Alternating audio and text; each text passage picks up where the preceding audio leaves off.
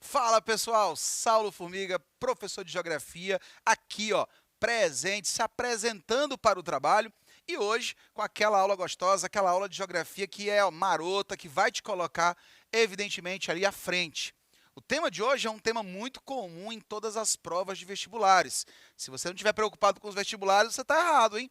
A gente começa essa preocupação agora, no ensino médio, na educação básica. Então, vamos fazer aquilo que tem que ser feito da melhor forma possível, para que desta maneira a gente consiga, evidentemente, poupar trabalho e ter resultado.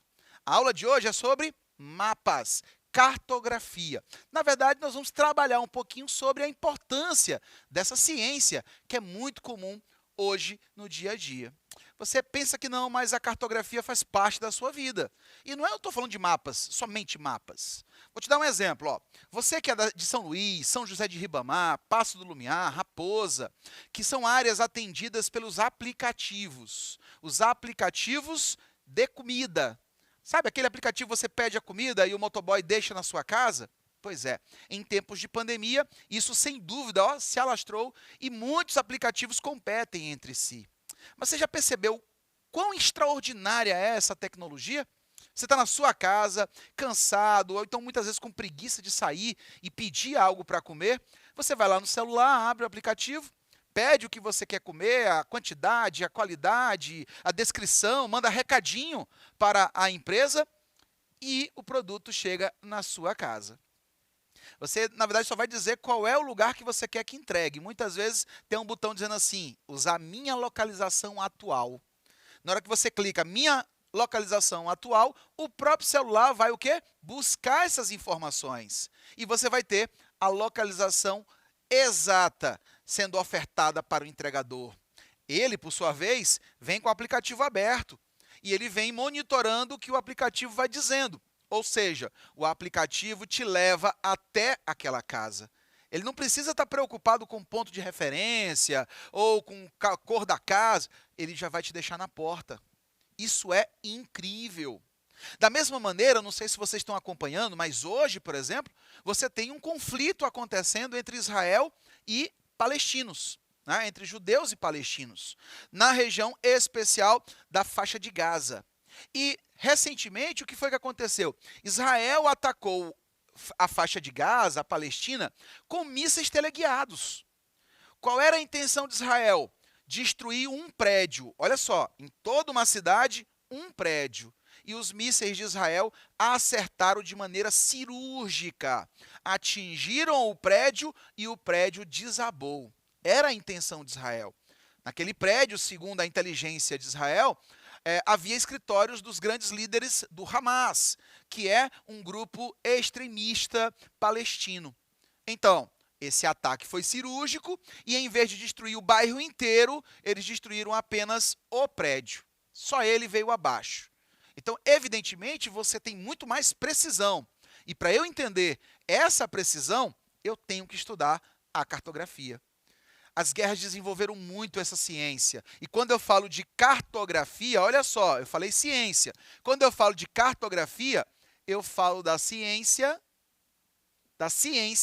dos mapas, a ciência das cartas, a ciência da representação. Olha só, a ciência da representação gráfica. A ciência da representação gráfica. A cartografia evoluiu bastante no período entre guerras, como eu falei para vocês. Antigamente, a visão de mapas ou a visão gráfica da Terra era extremamente tradicional. Se você pedir para uma criança, ou você mesmo, que não tem aptidão de desenho, se você for fazer, por exemplo, uma planta da sua casa, será que ela vai ser proporcional? Ou será que o banheiro vai ser maior do que a cozinha, no teu desenho? Ou a cozinha menor do que o terraço? Então, essa proporção, na nossa cabeça e na nossa aptidão para o desenho, ela é mais difícil de ser executada. Agora, se você pedir para um técnico em edificações, para você pedir para um arquiteto, para um engenheiro fazê-la, evidentemente, a primeira coisa que ele vai fazer não é olhar os cômodos, mas medi-los. Ele vai com uma trena, ele vai com uma trena digital, mas ele vai medir parede por parede. E depois ele vai transcrever essas medidas para o papel. Ou seja, quando eu estou falando de algo profissional, de algo técnico, que exige, portanto, fidelidade dos dados, eu preciso primar pela proporção. E é exatamente isso que a cartografia faz aqui. Ela tenta representar o espaço da maneira mais fidedigna possível. Da maneira mais fidedigna possível. E sabe por quê? Porque se você se orienta, olha só, olha a palavra que eu coloquei aqui, ó. Eu tenho o planeta Terra versus localização e orientação. É fácil você se localizar em um bairro. Os bairros têm ruas e as ruas têm nomes ou números. Colocar nomes e números é exatamente um mecanismo de referenciar. É o que chamamos de referencial geográfico. Né? Agora, imagina você buscar uma localização na Terra, na superfície terrestre. Não dá para dizer assim, olha, eu estou aqui perto do Monte Everest, dobrando para a direita, na curva do rio fulano de tal. Não dá. Eu estou falando de macro. Então, o que o homem fez? Ele dividiu a Terra através das famosas linhas imaginárias. E aí, vou falar daquilo que eu aprendi, os paralelos e os meridianos. Estou aprendendo. Os paralelos e os meridianos. Dividindo a Terra nessas linhas imaginárias, o que vai acontecer? Eu tenho um referencial. Por exemplo, o Maranhão está a 2 graus, São Luís está a 2 graus abaixo da linha do Equador. Então, eu sei onde está a linha do Equador no mapa e eu sei onde está São Luís a partir da linha do Equador. Então, são referenciais. Agora, esses referenciais, eles dão um trabalho. Porque quando eu vou criar um mecanismo de localização na Terra, que é um mapa, por exemplo, de referencial geográfico, que é o mapa da Terra, eu preciso primar pela exatidão dos dados. Senão, eu não vou conseguir atender às minhas expectativas. Quer dizer, se alguém te convida para uma festa e para você chegar no endereço daquela pessoa é complicado, você vai pedir um mapinha para aquela pessoa. Ei, fulano, ei, fulano, ei, Daniel, ei, João, manda aí um mapa de como chegar na tua casa. Tem gente que, em vez de facilitar com o mapa, faz acabar com tudo. Porque tem cada mapa que a gente recebe que ninguém consegue ler, de tão complicado que é. Ou seja, a noção geográfica dessa pessoa, sem dúvida, é um problema. Ou então, a versão artística, tem que falar com o Marcos Dominici. A versão artística dessa pessoa também, a veia foi longe. Então, o homem aqui, ele tentou primar por essa exatidão. Olha esse desenho. Eu sei que não é dos melhores, hein? Então não vai rir. Olha aqui. O que tu acha que está acontecendo aqui no meu desenho? Pensa aí, vem. Isso aqui é o quê? É a Terra. A Terra sendo fatiada, a metade. E essa metade sendo espremida no plano. O que a gente está fazendo aqui, ó, é planificando. Olha só, planificável ou planificando a Terra. Nós estamos tornando a Terra um objeto planificável. Por quê? Porque para eu me localizar na Terra, para eu me orientar na Terra, eu preciso de uma representação gráfica da sua superfície. E a representação gráfica da sua superfície está aqui, ó.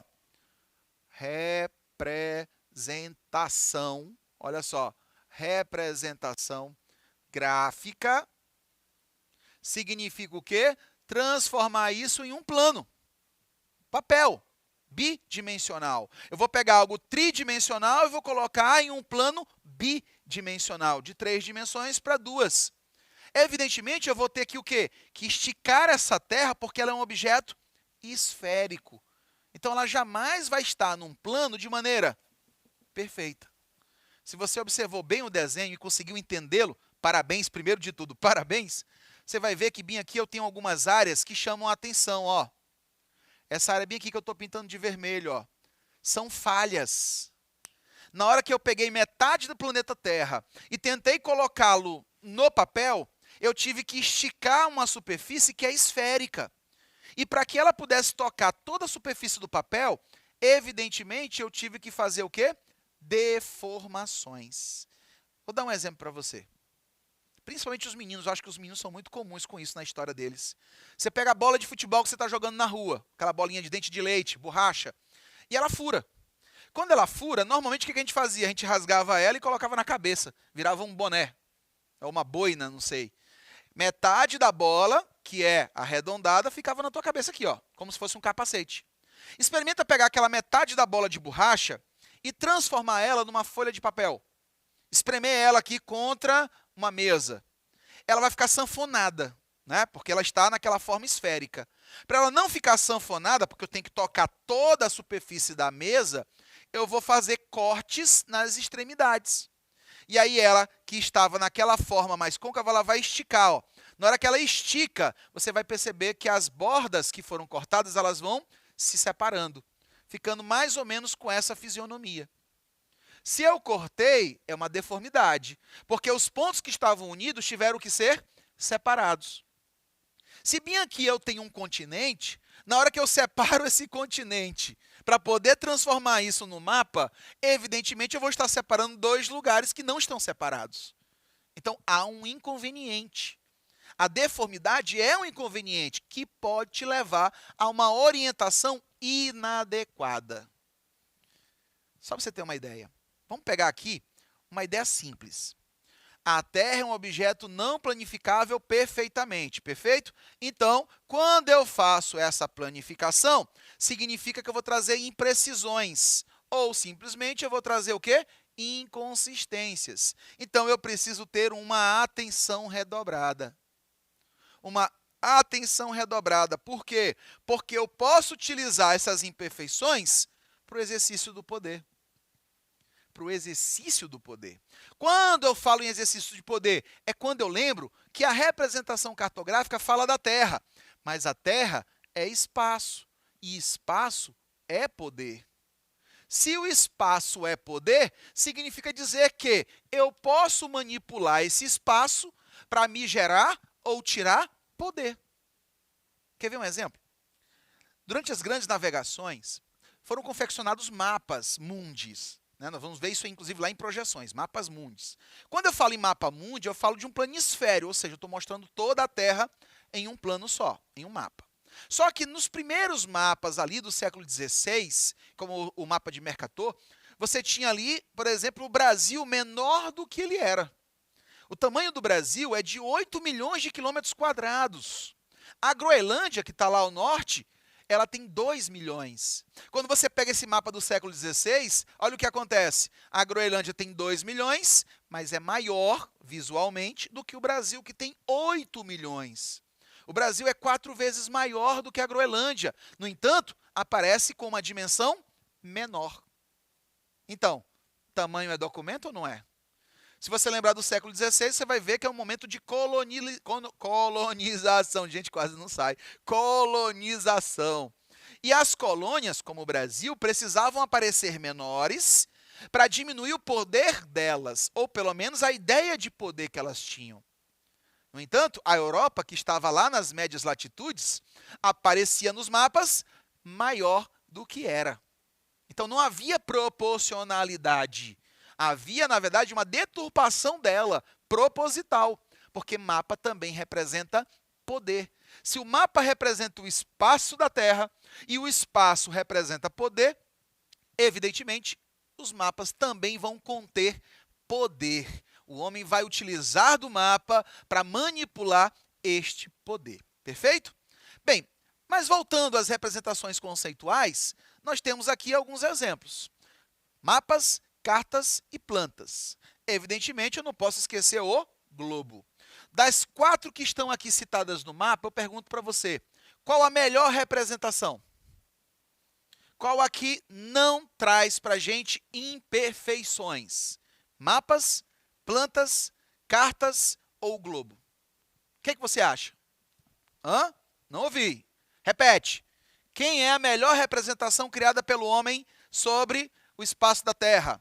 Mapas, cartas, plantas ou globo? É simples. Lembra que a gente falou aqui, ó, a Terra é um objeto não planificável perfeitamente.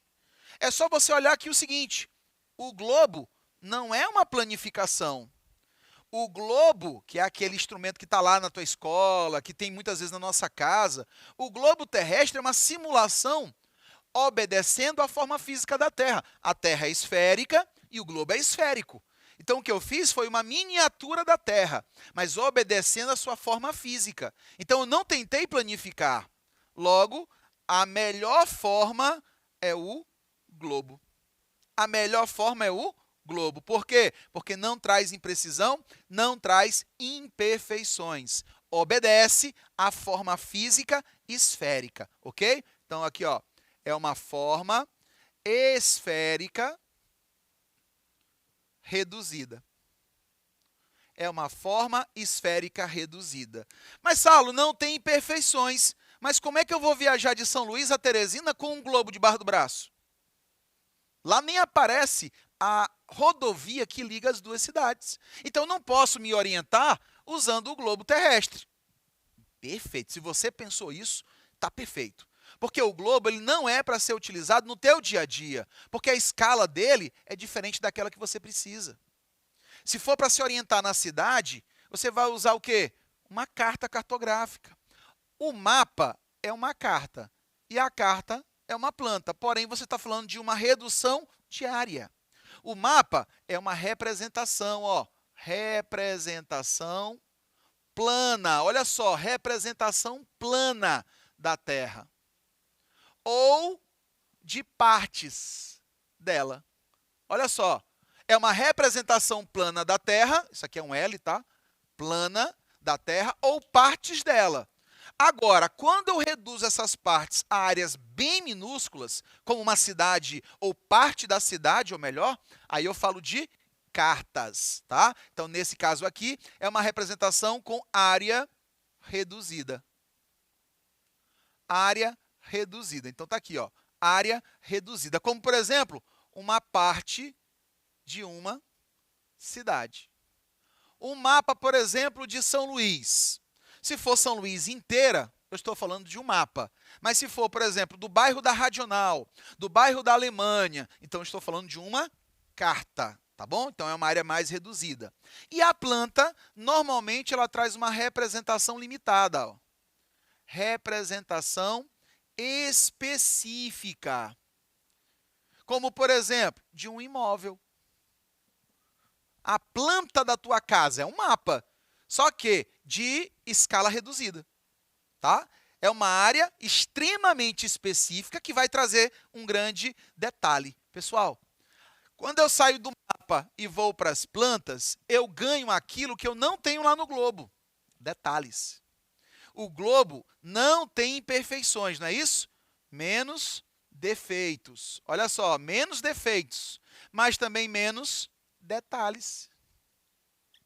Eu tenho toda a Terra com as suas formas proporcionais, mas eu não tenho detalhes. Se eu quiser detalhes, eu tenho que fazer o quê? Mudar a escala do mapa. Então, eu vou fazer com que os mapas fiquem restritos a áreas cada vez mais limitadas. No caso das plantas, eu tenho um mapa de um imóvel, e esse mapa do imóvel vai te trazer uma grande riqueza de detalhes, ok? Uma grande riqueza de detalhes. Se você pegar, por exemplo, uma planta de um imóvel que você está tentando comprar, você vai ver que muitas vezes vem até com a decoração. Vem o lugar do vaso, vem o lugar da estante, vem o lugar da cama. Pois é, então você tem detalhes que, inclusive, você não consegue encontrar em cartas. É como uma foto. Gente, pensar nos mapas é como pensar numa foto. Quantas vezes você tira uma foto com a turma e, claro, evidentemente você tem que ver como ficou a foto e como você ficou na foto. Cada um quer se ver. Quero ver se eu fechei o olho, se eu estou de olho aberto, se eu sorri, se ficou torto, se eu pisquei. E para isso, você pega a foto e vai com o dedinho, né? Você vai fazer o quê? Dá o zoom. Quando você dá o zoom, você quer ver o detalhe que a foto, no seu tamanho original, não consegue demonstrar. Pois é, quando você dá o zoom, você está mudando a chamada escala do mapa. Você pode aproximar ou você pode afastar, de acordo com o teu interesse. Mas, esse detalhe, a escala do mapa, nós vamos ver nas próximas aulas. Eu fico por aqui, Saulo Formiga, um grande abraço e até a próxima.